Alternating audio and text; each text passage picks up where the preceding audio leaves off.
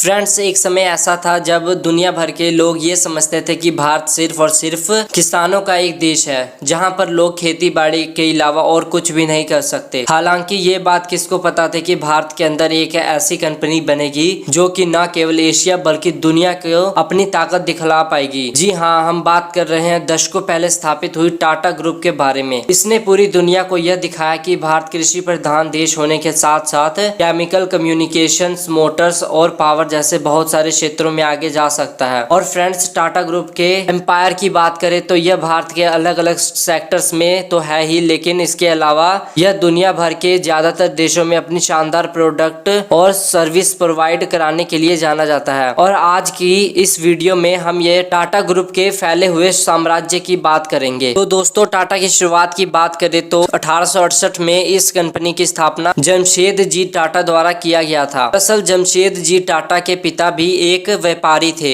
और इसी वजह से जमशेद जी का भी मन शुरू से ही बिजनेस में लगने लगा था। इसी दौरान उन्हें अपने पिता के काम के सिलसिले में विदेश जाने के मौके मिले और फिर वहां जाकर उन्होंने अलग अलग तरह के बिजनेसेस को देखकर बहुत कुछ सीखा। और भारत वापस आने के बाद उन्होंने ठान लिया कि वह अपने देश के अंदर कुछ ऐसा करेंगे जिसके बारे में किसी ने ना सोचा होगा और ना कभी देखा होगा। फिर इसी जिद के साथ 1868 में 21,000 रुपए लगाकर ट्रेडिंग कंपनी की शुरुआत की और फिर ट्रेडिंग कंपनी के तौर से टाटा की शुरुआत हुई। कंपनी की शुरुआत करने के बाद उन्होंने अपने जीवन के 4 उद्देश्य बना लिए, जिसमें पहला आयरन और स्टील कंपनी की स्थापना करना, दूसरा वर्ल्ड क्लास होटल खोलना, तीसरा वर्ल्ड क्लास इंस्टीट्यूट खोलना और चौथा हाइड्रो इलेक्ट्रिक प्लांट लगाना था। हालांकि इस सपनों में से सिर्फ होटल खोलने का ही सपना जमशेद जी अपने लाइफ में पूरा कर सके और 1904 में 65 साल की उम्र में उन्होंने इस दुनिया को अलविदा कह दिया। और फिर इनके बाद इनके सपने को उनके बेटे दोराब जी टाटा ने पूरा किया, जिसमें दोराब जी ने अपने पिता के मृत्यु के 3 साल बाद 1907 में टाटा स्टील की शुरुआत की और 1911 में उन्होंने इंडियन इंस्टीट्यूट ऑफ साइंस जैसी वर्ल्ड क्लास इंस्टीट्यूट खोली। और जो जमशेद जी का अंतिम सपना हाइड्रो इलेक्ट्रिक प्लांट लगाने का था,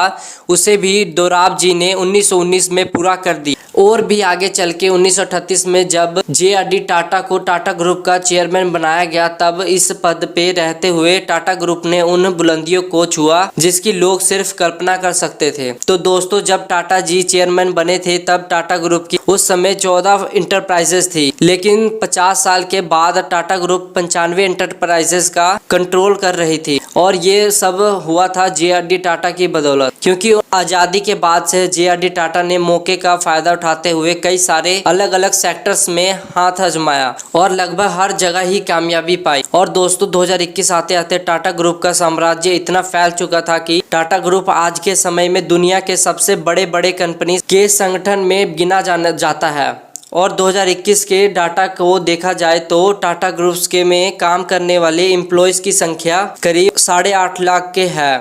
और अगर बात करें टाटा की मुख्य इंडस्ट्रीज की तो वो है Tata chemical, Tata communication, Tata consumer service, Tata consumer product, Tata Motors, Tata power, Tata steel, Tata international, Voltas, Tata Titan और ताजमहल की तरह और भी बहुत सारे हैं। और दोस्तों, टाटा ट्रस्ट जो कि चैरिटेबल है, वो बहुत सारे लोगों की भलाई के लिए काम करता है। यही वजह है कि टाटा जैसे इंसान अमीरों की टॉप 100 लिस्ट में भी नहीं आते, क्योंकि वह अपने और कंपनी के फायदे का ज्यादातर हिस्सा देश के जरूरतमंद लोगों को डोनेट कर देते हैं। हम उम्मीद करते हैं कि यह वीडियो आप सबको जरूर पसंद आई होगी। और दोस्तों, इसी तरह की इंटरेस्टिंग वीडियो देखने के लिए इस चैनल को सब्सक्राइब करें और इस वीडियो को ज्यादा से ज्यादा शेयर करें।